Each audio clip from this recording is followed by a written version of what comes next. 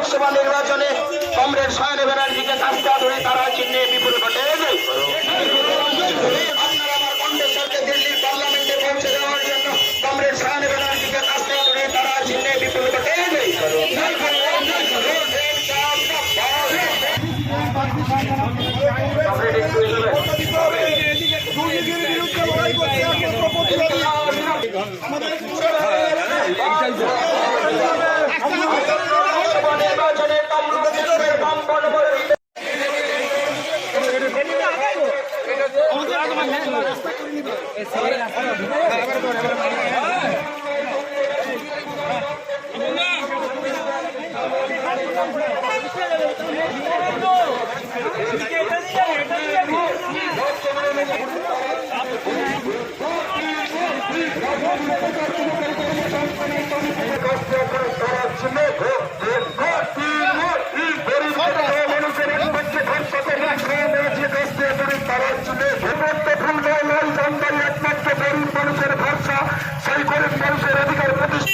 কংগ্রেস সায়নকে কাস্তে আতুরে তারা চিহ্নে ভোট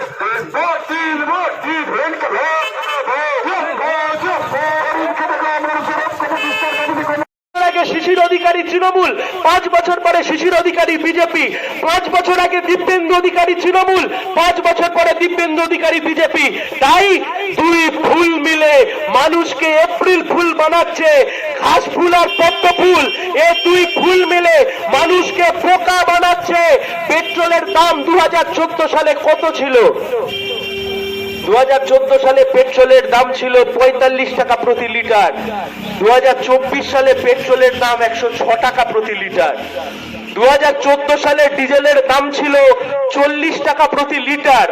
আজকে ডিজেলের দাম 91 টাকা প্রতি লিটার। 2014 সালে রান্নার গ্যাসের দাম ছিল 450 টাকা, আজকে রান্নার গ্যাসের দাম গিয়ে দাঁড়িয়েছে 1150 টাকায়। আমরা জানতে চাইছি এর ফলে উপকার কার হলো? কোন সাধারণ মধ্যবিত্ত, খেটে খাওয়া নিম্ন মধ্যবিত্ত, গরিব, কৃষক, শ্রমিক মানুষের উপকার হলো?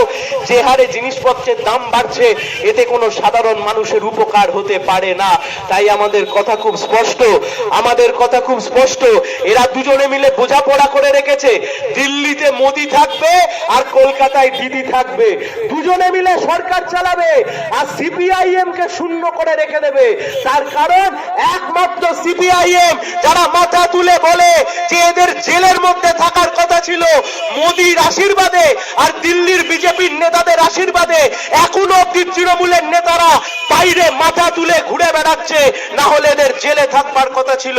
হলদিয়া শিল্পাঞ্চলকে বেচে খেয়ে নিয়েছে এরা অর্ধেক।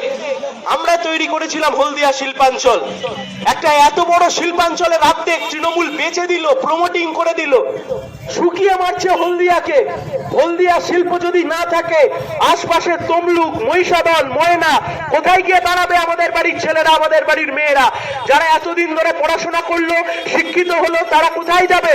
তাই আমরা বলছি হলদিয়াতে আমরা শিল্প নিয়ে এসেছিলাম সেই সময়, আবার শিল্প চাই, বেকার নতুন কর্মসংস্থান চাই, বেকার নতুন যুবক যুবতীদের, শিক্ষিত যুবক যুবতীদের কর্মসংস্থান চাই।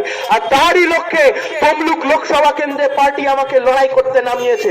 অনেকে বলেছেন, অনেকে মনে মনে ভাবছেন যে তোমরা কি পারবে, তোমরা তো গোটা রাজ্যে শূন্য হয়ে গেছো। কান খুলে শুনে রেখে দেন, মুখ দেখাতে লড়াইয়ের ময়দানে নামেনি, জেতবার জন্য লড়াইয়ের ময়দানে নেমেছি। আর যতক্ষণ না জিত হাসিল হচ্ছে, প্রতিটা ঘাম রক্তের বিনিময় এই জয়ী হব, তবেই ময়দান ছাড়বো, তার আগে ময়দান ছাড়বো না। এই লড়াই জারি থাকবে। সিপিআইএম মাথা তুলে সিপিআইএম চলবে।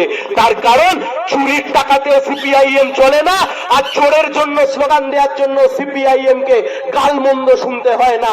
মাথা তুলে বাঁচি, তার কারণ 34 বছর সরকার চালিয়েছি, একটা কোন নেতা মন্ত্রীকে ইডি সিবিআই আজ অব্দি জেলে পড়ার সাহস দেখায়নি। তার কারণ লাল ঝান্ডার দল মানে নিজের পকেটে পয়সা পড়বার দল নয়।